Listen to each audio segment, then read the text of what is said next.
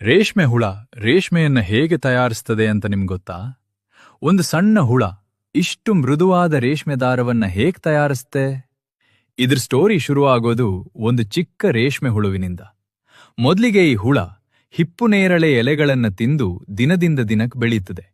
ನಂತರ ಆ ಎಲೆಗಳಿಂದ ಸಿಗುವ ಆಹಾರವನ್ನ ಬಳಸಿ ಹುಳುವಿನ ದೇಹದ ಒಳಗೆ ಇರುವ ರೇಷ್ಮೆ ಗ್ರಂಥಿಗಳು ರೇಷ್ಮೆ ತಯಾರಿಸಲು ಬೇಕಾದ ದ್ರವರೂಪದ ಪ್ರೋಟೀನ್ ಅನ್ನು ತಯಾರಿಸಲು ಶುರು ಮಾಡ್ತವೆ. ನಂತರ ಆ ದ್ರವ ಹುಳುವಿನ ಬಾಯಿ ಹತ್ತಿರ ಇರುವ ಸಣ್ಣ ರಂಧ್ರದ ಮೂಲಕ ಹೊರಗೆ ಬರುತ್ತದೆ. ಆದರೆ ಹೊರಗೆ ಬಂದ ತಕ್ಷಣ ಒಂದು ಅದ್ಭುತ ಬದಲಾವಣೆ ಆಗ್ತದೆ. ಗಾಳಿಗೆ ತಾಗಿದಾಗ ಆ ದ್ರವ ನಿಧಾನವಾಗಿ ಗಟ್ಟಿಯಾಗಿ ರೇಷ್ಮೆ ದಾರವಾಗಿ ಬದಲಾಗ್ತದೆ. ನಂತರ ಆ ರೇಷ್ಮೆ ಹುಳ ಅದೇ ರೇಷ್ಮೆ ದಾರವನ್ನ ಬಳಸಿ ತನ್ನ ಸುತ್ತ ಒಂದು ಗೂಡನ್ನ ನಿರ್ಮಿಸಲು ಶುರು ಮಾಡ್ತದೆ.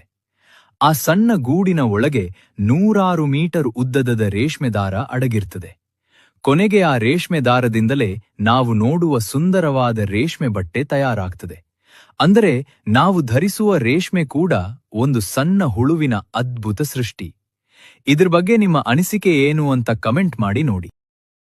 Download ShareChat.